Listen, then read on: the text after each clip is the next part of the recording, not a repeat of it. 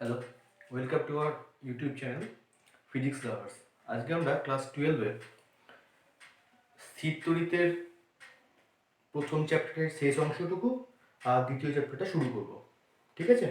আগের দিন আমরা দেখেছিলাম যে স্থির তড়িৎ কি, এর আধান কত, যে বলটা কাজ করে কেন কাজ করে, আকর্ষণ বিকর্ষণ কেন হয়, কোন বিষয়ের উপর কখন আকর্ষণ কখন বিকর্ষণ হয়, তড়িৎ মোক্ষণ আলোচনা করেছিলাম, সূচিমুখ আলোচনা করেছিলাম, আধানের তলমাত্রিক ঘনত্ব আলোচনা করেছিলাম।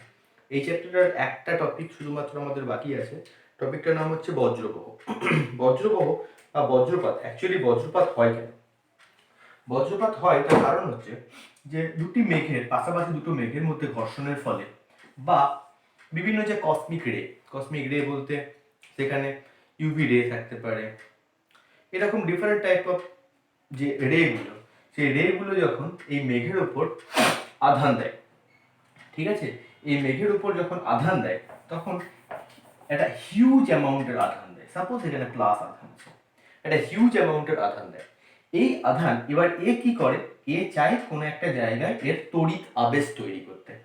তড়িৎ আবেশ তৈরি করার জন্য কোন জায়গাটাকে ও সবচেয়ে ভালো বেছে নেয়, সেটা হচ্ছে ভূপৃষ্ঠ। কারণ দেখো, পৃথিবীর আর একটা নাম হচ্ছে ধরিত্রী, ও সব কিছু ধারণ করতে পারে। তাই যখনই ও ওর আধানটাকে ভূপৃষ্ঠের মধ্যে আবেশ তৈরি করার চেষ্টা করবে, তখন কি করবে, বায়ুমণ্ডলে যে কণাগুলি আছে সেই কণাগুলি থেকে কিন্তু ও সেই কণাগুলি কি করবে, ইলেকট্রন বের করবে। ইলেকট্রন বের করার পরে ওই আধানগুলো কিন্তু আহিত হবে। হ্যাঁ, ওই আধানগুলো আহিত হওয়ার পর একটা ছোট্ট পাথ ধরে নেয়। কারণ আমাদের নিয়মই হচ্ছে, আগের দিনই বলেছিলাম, current follows the shortest path. ও সবসময় যে পথে আসা সুবিধাজনক সেই পথটাকে বেছে নেয়, ছোট পথ, সরু পথ বেছে নেয়। তাই যখন এখানে আবেশ তৈরি করার চেষ্টা করবে, তখন মাঝের যে বায়ুকণা বা ধূলিকণাগুলো আছে সেখান থেকে ইলেকট্রন নির্গত হবে। ইলেকট্রন নির্গত করে ওইগুলোকে আহিত করবে, তখন ভূপৃষ্ঠের উপর ওর বিপরীত আধানটা তৈরি করবে। যখন এই বিপরীত আধান তৈরি করবে তখন কি হয়, তখন দেখো এখানে কিন্তু হিউজ অ্যামাউন্টের একটা তাপ তৈরি হয়। আর তোমরা দেখে থাকবে, সাপোজ দুটো ব্যাটারি, আমরা যে নর্মালি যে পেন্সিল ব্যাটারিগুলো নিই, এই পেন্সিল ব্যাটারিগুলো কি খুব কম ভোল্টের, হয়তো 1.5 ভোল্ট, 3 ভোল্ট, 5 ভোল্ট, 12 ভোল্ট এরকম। একটা ব্যাটারি, দুটো ব্যাটারি নাও, একটা ব্যাটারি এই একটা ব্যাটারির প্লাসের সঙ্গে এই ব্যাটারির মাইনাস তার লাগিয়ে যদি তার দুটোকে কানেক্ট করা দেখবে স্পার্ক তৈরি হয়, চিটচিট করে, করে কিনা? তাহলে এখানেও যেরকম ঘটনা ঘটে, এই বজ্রপাতের সময়ও কিন্তু একই ঘটনা ঘটে।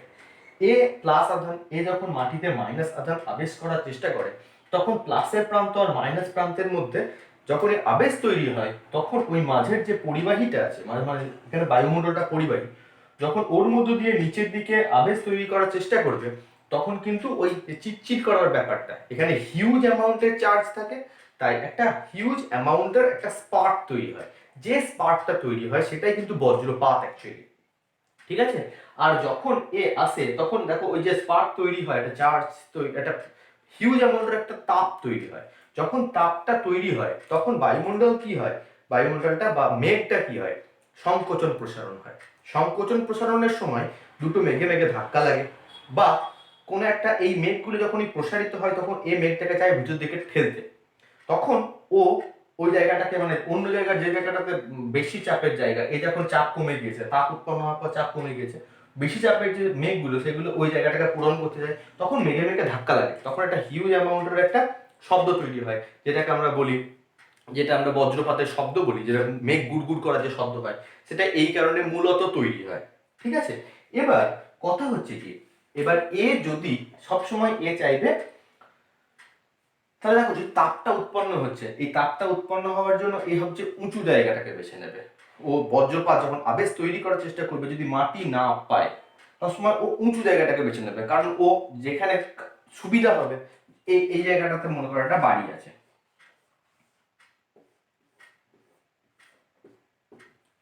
তাহলে এ যখনই মাটি দেখার চেষ্টা করবে, যখনই কোনো উঁচু জায়গা পাবে, এইখানটায় কিন্তু ও আবেশ তৈরি করে দেবে, মানে ও চার্জটা বিপরীত চার্জটাকে ছেড়ে দেবে। হ্যাঁ, তো কথা হচ্ছে কি, এবার এই বিপরীত চার্জ যখন ও ছাড়ার চেষ্টা করছে, ও এই বিপরীত চার্জ সবসময় উঁচু জায়গাটাকে বেছে নেবে বললাম। এই উঁচু জায়গা বাঁচতে গিয়ে আমাদেরকে, যদি দেখো গাছের মধ্যে বাজ পড়ে আগুন লেগে যায়, বাড়ির মধ্যে তোমরা বলবে স্যার বাড়ি তো এখানে তো বাড়ি তো কোনো পরিবাহী নেই, তাহলে বাড়িতে কেন বাজ পড়বে, বাড়ির ক্ষতিগ্রস্ত হবে কেন? মূলত আমাদের এই যে বাড়ির স্ট্রাকচার, এই বাড়ির মধ্যে সিমেন্ট আছে, বালি আছে, এইগুলোকে ধরে রাখে কে বলতো? মূলত জলের যে কণা। যদি জলের কণা না থাকতো তাহলে কিন্তু এই স্ট্রাকচার ধরে থাকতো না, এটা পড়ে যেত। মানে আঁকড়ে ধরে রাখার যে ব্যাপার, জলের যে স্ট্রাকচার আছে ওই স্ট্রাকচারটাই কিন্তু এদেরকে আঁকড়ে ধরে রাখে। এই বাজ যখন পড়বে তখন ওই ভিতরের জলকণাগুলোকে বাষ্পে পরিণত করবে, আর বাষ্প জানি আমরা, বাষ্প হয়ে গেলে ও আয়তনে বেড়ে যায়, তখন বাড়িটা ফেটে যাবে।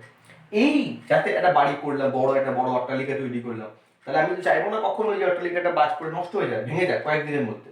এটাকে বাঁচানোর উপায় কি? এটা বাঁচানোর উপায় বলছে একটা যে পদ্ধতি, সেটাকেই বলা হয় বজ্রবহ, বা বলা হয়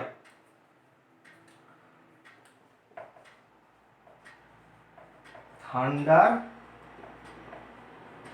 অ্যারেস্টার। মানে অ্যারেস্ট করে, থান্ডারকে অ্যারেস্ট করে, আটকে রাখে। কি করে করে? একটা তামার পাতকে পুরোপুরি বাড়ির যে সবচেয়ে উঁচু প্রান্ত, সেই উঁচু প্রান্তের চেয়েও উঁচুতে একটা তামার তারের উপর অংশ লাগিয়ে এখানে কয়েকটা সূচি মুখ লাগিয়ে রাখা হয়, আর অপর প্রান্তটা একটা বড় প্লেটের সঙ্গে লাগিয়ে মাটির ভিতরে গভীরে গর্ত করে ঢুকিয়ে রাখা হয়। মেঘ কি করবে? মেঘ তো চাইবে ওর বিপরীত আধানটাকে আবেশ তৈরি করবে, বিপরীত আধানটা দেবে। ও যখন বিপরীত আধান দেবে কোথায় দেবে? এখানটায় প্লাস যদি হয় তাহলে এখানটায় ও মাইনাস চার্জগুলো কিন্তু দিয়ে দেবে। মাইনাস চার্জ যখনই দিয়ে দেবে, এই মাইনাস চার্জ কি করবে? আশেপাশের যে বায়ুকণা বা ধূলিকণা আছে সেই ধূলিকণাগুলোকে কিন্তু ও আবেশ তৈরি করবে। ও আবেশ তৈরি করে এখানে প্লাস, এখানে মাইনাস, এখানে প্লাস, এখানে মাইনাস কত তৈরি করবে। আর এইগুলোকে দেখো, এবার এই প্লাসকে কিন্তু এ আকর্ষণ করছে। যখনই আকর্ষণ করবে এই প্লাস কিন্তু এই মাইনাস চার্জের জন্য কি হচ্ছে? নিস্তড়িত হয়ে যাচ্ছে। তখন শুধুমাত্র এর মধ্যে কোন চার্জটা পড়ে থাকছে? Minus charge. তখন ওই মাইনাস চার্জগুলো কিন্তু এই মেঘ দ্বারা আকর্ষিত হবে। এবার এ যখনই এই মেঘ দ্বারা আকর্ষিত হচ্ছে, তাহলে কাদেরকে আকর্ষণ করছে? মাইনাসকে আকর্ষণ করছে। তো তখন এই মেঘের মধ্যে যে প্লাস চার্জ আছে, সেই প্লাস চার্জ কিন্তু এই মাইনাস চার্জগুলোকে যখনই ও টেনে নেবে, তখনই কিন্তু এই প্লাস চার্জগুলো আস্তে আস্তে নিউট্রালাইজ হবে বা চার্জের পরিমাণটা কমে যাবে। ঠিক আছে? এই চার্জের পরিমাণ যখনই কমে যাবে, তার মানে কি? বজ্রপাতের পরিমাণটা কমে যাবে। কারণ আমার তো মূলত কাজ হচ্ছে যাতে বজ্রপাতটা না পড়ে। এবার তুমি বলতে পারো, যদি আমি ধরে নিলাম যে মেঘটাকে সরালো না, বজ্রপাত হয়ে গেল, তখন কি করবে? তখন যে বজ্রপাত হলো, দেখো এখানে যদি মাইনাস চার্জ তৈরি করে, এটা তো বদ্ধ আধান। মুক্ত আধান কোনটা হবে? প্লাস। ওই প্লাস চার্জটা কিন্তু মাটিতে চলে যাবে কার সাহায্যে? এই যে তামার পাতটা আছে, সেই তামার পাতের মধ্য দিয়ে নিচে গিয়ে মাটির গভীরে চলে যাবে। ঠিক আছে? আর উপরে তো যে মেঘটাকে সরানোর ঘটনা কি করে ঘটবে বললাম। এবার আমরা আগেই বলেছি যে এখানে হিউজ অ্যামাউন্টের একটা তাপ উৎপন্ন হয়। এবার এই তাপটার প্রভাবে যাতে এই পাতটা না গলে যায়, তার জন্য পাতটার প্লেটটা অনেকটা বড় করা হয় যাতে এই পাতটা না গলে যায়। আর একটা বিষয় হচ্ছে যে এই যে তারটা লাগানো হয়, সেই তারটা যাতে গলনাঙ্কটা খুব উচ্চ হয়, যাতে এই যে তাপটা উৎপন্ন হয়, এই তাপ উৎপন্ন হয়ে যাতে এই তারটা না গলে যায় সেদিকে লক্ষ্য রাখতে হবে। দ্বিতীয়ত হচ্ছে মাঝে যাতে কোনো জায়গায় কাটা না থাকে, কারণ যে জায়গাটায় কাটা থাকবে এখানে আস্তে আস্তে যদি এই জায়গাটায় কাটা থাকে, তারপর তিনতলার বাড়িটাকে কিন্তু এই জায়গাটাকে কিন্তু ফাটিয়ে দেবে। তাই যাতে এ কোনো জায়গায় ছেদ না থাকে সেটা আমাদের খেয়াল রাখতে হবে। যেহেতু যেটা উচ্চ গলনাঙ্ক বিশিষ্ট হয়, খেয়াল রাখতে হবে। নিচে মাটির অনেকটা গভীরে আমরা একটা মোটা পাত, সেটা তামার হতে পারে, লোহার হতে পারে, বাড়িতে যখন আর্থিং করে তখন বড় একটা, অনেকে শাবল নেয়, বড় প্লেট দিয়ে মাটির গভীরের মধ্যে ঢুকিয়ে রাখা হয়। ঠিক আছে? এই যে পদ্ধতি, এই পদ্ধতিটাকে বলা হয়, মানে যে এই পদ্ধতির সাহায্যে আমরা যে বজ্রপাতটাকে থেকে বাড়িটাকে রক্ষা করতে পারছি, এই পদ্ধতিটাকে বলা হয় বজ্রবহ বা থান্ডার অ্যারেস্টার। ঠিক আছে? ক্লিয়ার জায়গাটা? আশা করি কারো অসুবিধা হবে না। খুব একটা ইম্পর্টেন্ট টপিক, তোমাদের কোশ্চেনে প্রায়ই পড়ে। বজ্রবহের কার্যনীতি আলোচনা করো। বজ্রবহের কার্যনীতি মূলত কার উপর ডিপেন্ড করে? এই সূচিমুখের ক্ষরণ ক্রিয়া এবং সেচক ক্রিয়া। ঠিক আছে?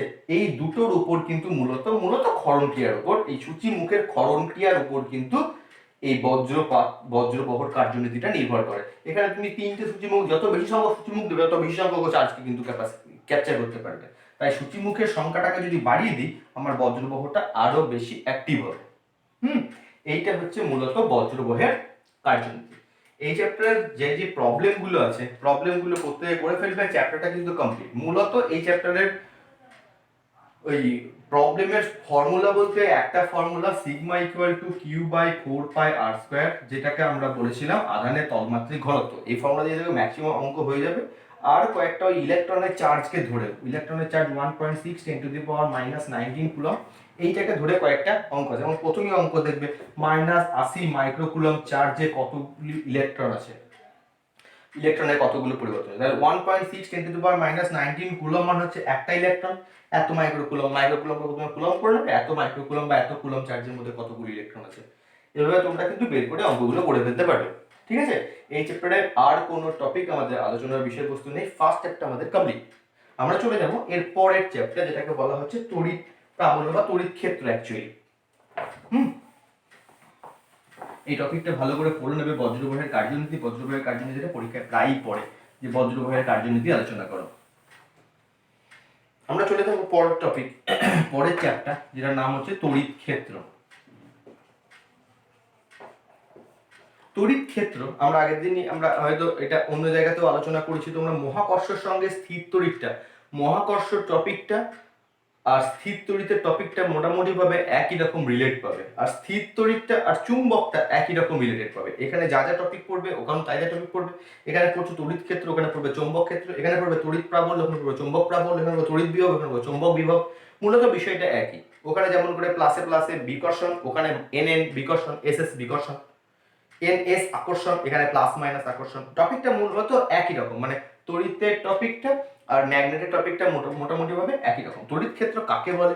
তড়িৎ ক্ষেত্র কাকে বলে বলতে, মনে করো এইটা একটা ক্ষেত্র, এ একটা প্লাস চার্জ আছে, তাহলে বলছে যদি এর যে এরিয়ার মধ্যে, যে ক্ষেত্রের মধ্যে অন্য কোনো একটা চার্জকে ও আকর্ষণ বা বিকর্ষণ করবে, যে ক্ষেত্রের মধ্যে কোনো একটা চার্জ অন্য কোনো একটা চার্জকে আকর্ষণ বা বিকর্ষণ করবে, সেটা হচ্ছে মূলত তড়িৎ ক্ষেত্র। এটা একটা এরিয়া, যে এরিয়ার মধ্যে ও অন্য কোনো একটা চার্জকে আকর্ষণ করতে পারে বা বিকর্ষণ করতে পারে, সেটাকেই বলা হয় তড়িৎ ক্ষেত্র। এই চ্যাপ্টারে আলোচনা করতে গিয়ে আমাদেরকে প্রথমে যেটা করতে হবে সেটা হচ্ছে কুলম্বের সূত্র।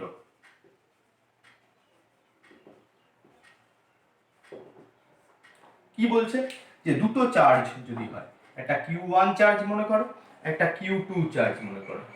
এই দুটো চার্জ আমরা জানি যে দুটো চার্জ পরস্পরকে আকর্ষণ করে। এই আকর্ষণ আর এদের মাধ্যমে দুটো মনে করো আর, তাহলে F কার উপর ডিপেন্ড করবে? আধান দ্বয়ের গুণফলের সমানুপাতিক আর তাদের দূরত্বের বর্গের ব্যস্তানুপাতিক। দুটোকে যদি একসঙ্গে যৌগিক ভেদ করি কি পাবো? F varies as Q1 Q2 by R square. এখানে একটা কনস্ট্যান্ট পুট করা হয়, যদি k পুট করি তাহলে k into Q1 Q2 by R square. SI যখন আলোচনা করব, SI ইউনিট, এই k এর জায়গায় পুট করব 1/4 পাই এপসাইলন। এপসাইলনটাকে বলা হয় তড়িৎ ভেদ্যতা। কাকে বলে সেটা পরে আলোচনা করছি।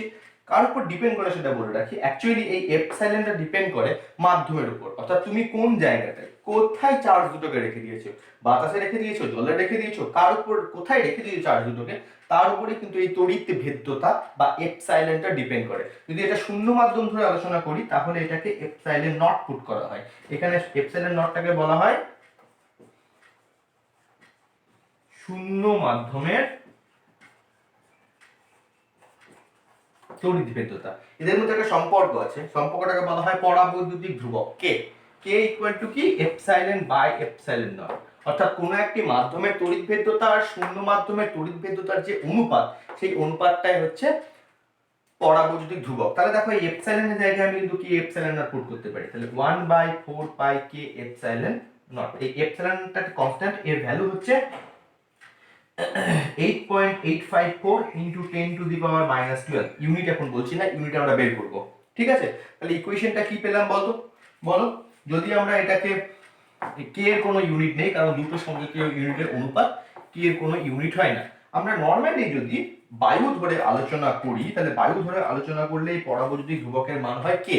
তাহলে ইকুয়েশনটা পুট করা যাক, F equal to 1/4 pi K epsilon 0, K এর মানে 1 পুট করছি, তাহলে 1/4 pi epsilon naught K Q1 Q2 by R square. আমাকে এপসাইলনটা ইউনিট বের করতে হবে। তাহলে 1/4 পাই এপসাইলন নটটা বের করা হোক, কি আসছে বলো? F R square by Q1 Q2।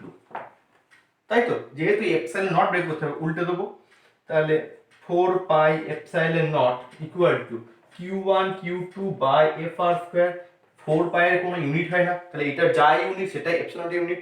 কি আসছে উপরে কুলম, তাহলে কুলম স্কয়ার, নিচে নিউটন ইনটু মিটার স্কয়ার, তাহলে কি আসবে বলো, coulomb square newton inverse metre to the power -2। এটা হচ্ছে এপসাইলন নটের ইউনিট। যদি তোমরা এই টোটালি 1/4 পাই এপসাইলন নটের ভ্যালু পুট করো, তার মানে 1/4 into 3.14 into 8.854 into 10 to the power -12, দেখবে এই টোটালটার ভ্যালু আসছে 9 ইনটু 10 টু দি পাওয়ার 9। অর্থাৎ টোটালটা 1/4 পাই এপসাইলন নট। সবসময় এসআই ক্যালকুলেশন করতে গেলে আমরা কুলম্বস লয়ে 1/4 পাই এপসাইলন নট পুট করব। এই 1/4 পাই এপসাইলন নট টোটাল ভ্যালুটা হচ্ছে 9 ইনটু 10 টু দি পাওয়ার 9। তার মানে এই জায়গাটা ইকুয়েশনটা পুট করার সময় আমি এইটার জায়গায় 9 ইনটু 10 টু দি পাওয়ার 9 কিন্তু পুট করতেই পারি। ঠিক আছে, তাহলে f ইকুয়াল টু কি হলো 1/4 pi epsilon naught q1 q2 by r square, or f equal to 9 into 10 to the power 9 q1 q2 by r square. এখান থেকে আমরা দুটো জিনিস বের করব। সেটা হচ্ছে প্রথমত একটা জিনিস আলোচনা করে রাখি, সেটা হচ্ছে এই কুলম্বস লয়ের ভেক্টর ফর্ম। কুলম্বস লয়ের ভেক্টর ফর্ম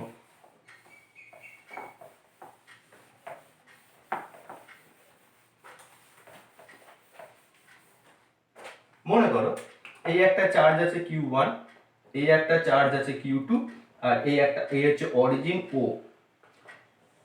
ও থেকে q1 এর ডিসটেন্স r1, q2 এর ডিসটেন্স r2, এই ডিসটেন্সটা ধরলাম r।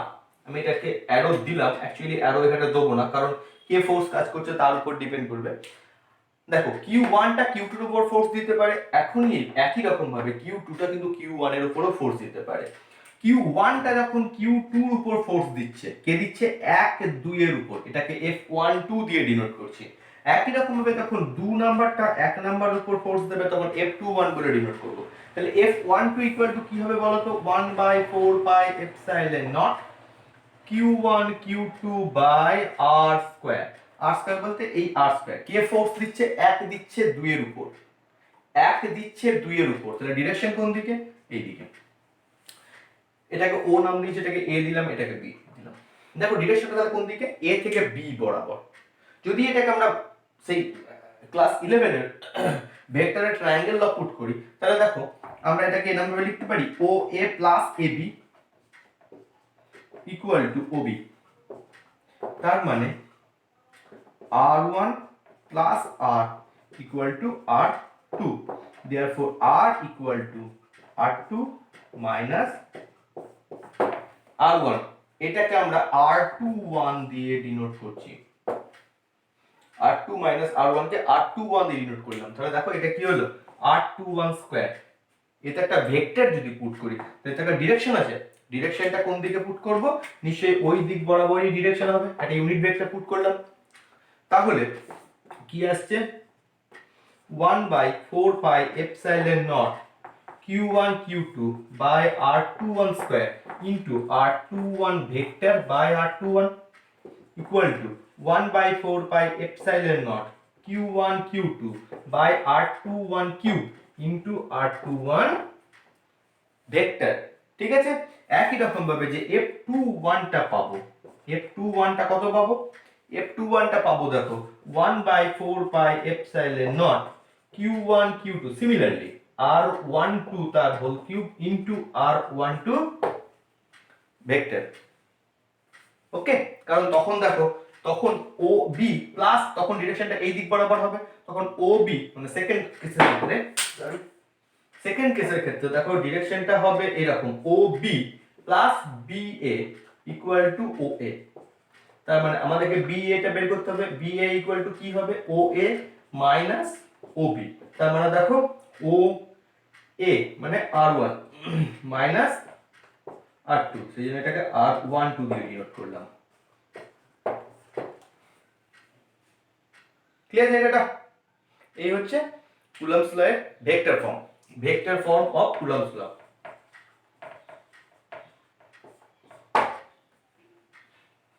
ঠিক আছে, প্রত্যেকের জায়গাটুকু দেখে রাখো, খুব ইম্পর্টেন্ট একটা টপিক।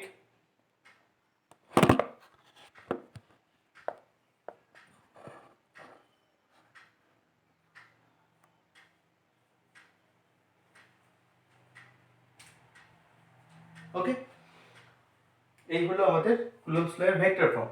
নেক্সট আমরা যেটা করব সেটা হচ্ছে ওই যে আমরা ফর্মুলা পড়লাম F equal to 1/4 pi epsilon naught Q1 Q2 by R square, ওই যে চার্জ Q, এখান থেকে ওই চার্জের ডেফিনেশন বের করতে হবে। ফর্মুলা কি পেলাম তাহলে? F equal to 1/4 pi epsilon naught Q1 Q2 by R square, এটা SI এর ক্ষেত্রে। যদি আমরা CGS এর ক্ষেত্রে বলি তাহলে কি পাবো? F equal to K into Q1 Q2 by R square. SI ইউনিটে K পুট করা হয়, কনস্ট্যান্টটা K পুট করা হয়। এবার এর ভ্যালু আমরা পেয়ে গেছি কত?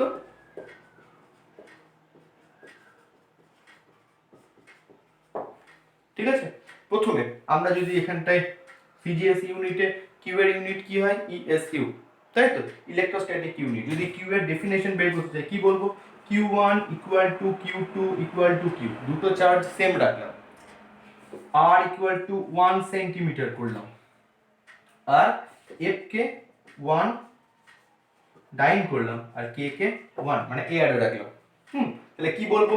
দুটো সেম অ্যামাউন্টের চার্জ, সেটা প্লাস হতে পারে, মাইনাস হতে পারে, একটা প্লাস একটা মাইনাস, যা কিছু হতে পারে। দুটো সেম অ্যামাউন্টের চার্জ একই হবে, প্লাস মাইনাস মাইনাস প্লাস যাই রাখো না কেন একই হবে। দুটো সেম অ্যামাউন্টের চার্জ, দুটো ভ্যালু যেন ইকুয়াল হয়। দুটো সেম অ্যামাউন্টের চার্জকে এয়ারে, তাদের মধ্যে যে ডিসটেন্স অফ সেপারেশন যদি 1 সেন্টিমিটার রাখি, তাহলে তাদের মধ্যে যদি force of attraction or repulsion 1 ডাইন হয়, তখন ওই প্রত্যেকটা চার্জকে বলা হয় 1 ESU। ক্লিয়ার? কি বললাম? দুটো সেম অ্যামাউন্টের চার্জকে এয়ারে পরস্পরের মধ্যে 1 সেন্টিমিটার দূরত্বে রাখলে তাদের মধ্যে যদি এক ডাইন অ্যাট্রাকশন অর রিপালশন, আকর্ষণ বা বিকর্ষণ বল কাজ করে, তখন ওই প্রত্যেকটা চার্জকে বলা হয় 1 ESU। ওকে, কিন্তু এখানটায়, কারণ দেখো এখানটায় যদি পুট করতাম তাহলে Q স্কয়ার ইকুয়াল টু 1 হতো, তো তার মানে Q equal to plus minus 1 হতো। এই ভ্যালু পুট করে এখানটায় যদি করি তাহলে একই রকম ভাবে Q1 equal to Q2 equal to Q করলাম, R ইকুয়াল টু 1 মিটার করলাম, আর যদি করি F এর ভ্যালুটা 1 পুট করলে কি 1 আসছে? আসবে না। কেন? ওখানে 1 ছিল, কিন্তু এখানে এয়ার এ রাখলে একটা এক্সট্রা টার্ম আসছে, কত? 9 × 10⁹। তাই এখানে F এর ভ্যালুটা হতে হবে 9 × 10⁹ নিউটন এয়ার রাখলে, তাই না? তাহলে এইটা যদি করি তাহলে দেখো 9 × 10⁹ equal to 9 × 10⁹ × Q square by 1, Q square by 1 both side কেটে গেল, তাহলে Q square equal to 1, therefore Q equal to √1 equal to plus minus 1। Okay, তার মানে কি বলবো? দুটো সেম অ্যামাউন্টের চার্জকে এয়ারে পরস্পর থেকে, বায়ুতে পরস্পর থেকে 1 মিটার দূরত্বে রাখলে তাদের মধ্যে যদি 9 × 10⁹ আকর্ষণ বা বিকর্ষণ বল কাজ করে, তখন ওই প্রত্যেকটা চার্জকে বলা হয় 1 কুলম্ব চার্জ। ওকে, এই দুটো ডেফিনেশন, একটা হচ্ছে এসআই ইউনিটের ক্ষেত্রে কুলম্বের ডেফিনেশন, সিজিএস ইউনিটের ক্ষেত্রে ইএসইউ এর ডেফিনেশন। ঠিক আছে, আশা করি প্রত্যেকে বুঝতে পেরেছো। যদি কোনো অসুবিধা হয় আমাকে অবশ্যই কমেন্ট সেকশনে জানাবে, আর যদি এখনো কেউ সাবস্ক্রাইব না করে থাকো চ্যানেলটা সাবস্ক্রাইব করবে, কারণ কনস্ট্যান্ট এখন যেহেতু পরিস্থিতি খুব খারাপ, জানি না কবে এই পরিস্থিতি ঠিক হবে। আমার মনে হয় না জুনেও পরিস্থিতি ঠিক হবে বা মে মাসে পরিস্থিতি ঠিক হবে। তাই আমাদেরকে এরম করে কিন্তু কন্টিনিউ আপাতত চালিয়ে যেতে হবে, এবং জানি না কতদিন চালাতে হবে, কতদিন এই পরিস্থিতি চলবে। তাই প্রত্যেকে আপডেট থাকো, চ্যানেলটা সাবস্ক্রাইব করো। আমি কনস্ট্যান্ট যতটা পারি ততটা ভিডিও দিতে থাকবো। হয়তো একটু দেরি হবে, কারণ আমার 2-1 দিন একটু শরীরটা খারাপ ছিল, তাই আমি একটু ভিডিও আপলোড করতে একটু লেট হলো। আমি চেষ্টা করব খুব শীঘ্রই তোমাদের পরবর্তী ভিডিও আপলোড করতে। এরকম করে কিন্তু আমাদেরকে আরও একটু যতটা পারবো ততটা আপডেট করতে হবে। তারপর যখন সব ঝামেলা মিটে যাবে, সব ঠান্ডা হয়ে যাবে, তখন আমাদেরকে একটু কন্টিনিউ একটু স্পিডে এগোতে হবে। এখন যতটা সম্ভব ততটা কাজটা এগিয়ে রাখতে হবে। ঠিক আছে, এরপর আমরা একটা ডেফিনেশন করব, যে ডেফিনেশনটা তোমরা মহাকর্ষের ক্ষেত্রে পড়েছিলে। আচ্ছা, বারবার মহাকর্ষের সঙ্গে আলোচনা করছি। মহাকর্ষ আর এই তড়িৎ, স্থির তড়িৎ বলের মধ্যে কয়টা মানে তোমার সাদৃশ্য আছে, বৈসাদৃশ্য। সাদৃশ্য বলতে কি? সাদৃশ্য বলতে দুটোই দেখো এক ধরনের বল, তাই না? দুটোই তোমার কোন একটা নির্দিষ্ট জায়গার উপর কাজ করে, ঠিক আছে? বৈসাদৃশ্য বলতে কি? বৈসাদৃশ্য হচ্ছে দেখো স্থির তড়িৎ বল আকর্ষণ হতে পারে, বিকর্ষণ হতে পারে, কিন্তু মহাকর্ষণ ক্ষেত্রে সবসময় আকর্ষণ হবে, ঠিক আছে? আর সাদৃশ্যের মধ্যে একটা ছিল দুটোই কিন্তু তোমার কনজারভেটিভ ফোর্স, মানে দুটোই হচ্ছে সংরক্ষী বল। এর ক্ষেত্রেও সংরক্ষী হয়, মানে মোট যে কৃতকার্য সংরক্ষিত থাকে, ওখানেও মোট কৃতকার্য সংরক্ষিত থাকে। এরকম করে দেখবে কয়েকটা সাদৃশ্য বৈসাদৃশ্য আছে, একটু দেখে রাখবে। আমরা এখন যে ডেফিনেশনটা পড়বো সেটা হচ্ছে তড়িৎ প্রাবল্য।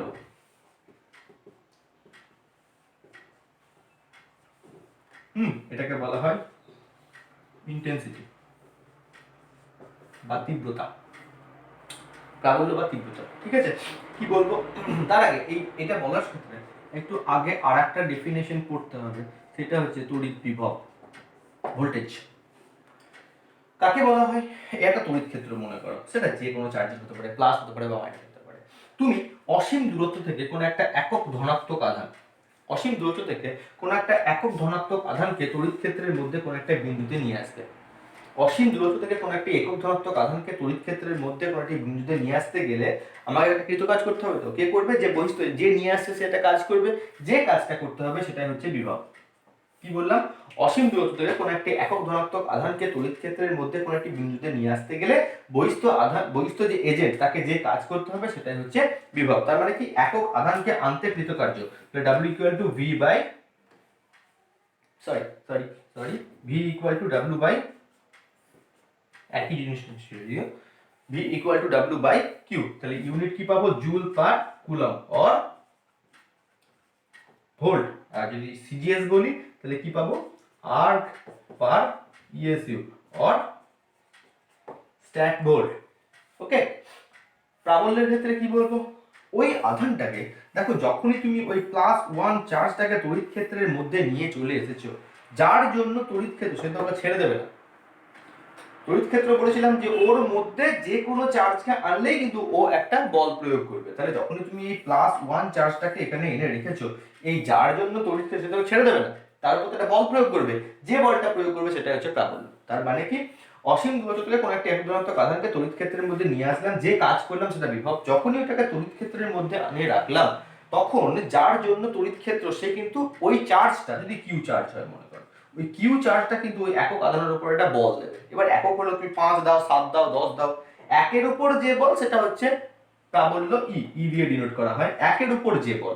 এবার তুমি যদি কিউ আনো তাহলে কিউ ইন্টু ই, এটা হচ্ছে তার উপর বল। তাহলে এফ ইকুয়াল টু কি পেলাম? কিউ ইন্টু ই। তাহলে মোট কথা হচ্ছে ই ইকুয়াল টু হচ্ছে একক আধানের উপর যে বল। ইউনিট কি পাবো দেখো? Newton per coulomb or CGS এ বললে ডাইন পার ইএসইউ।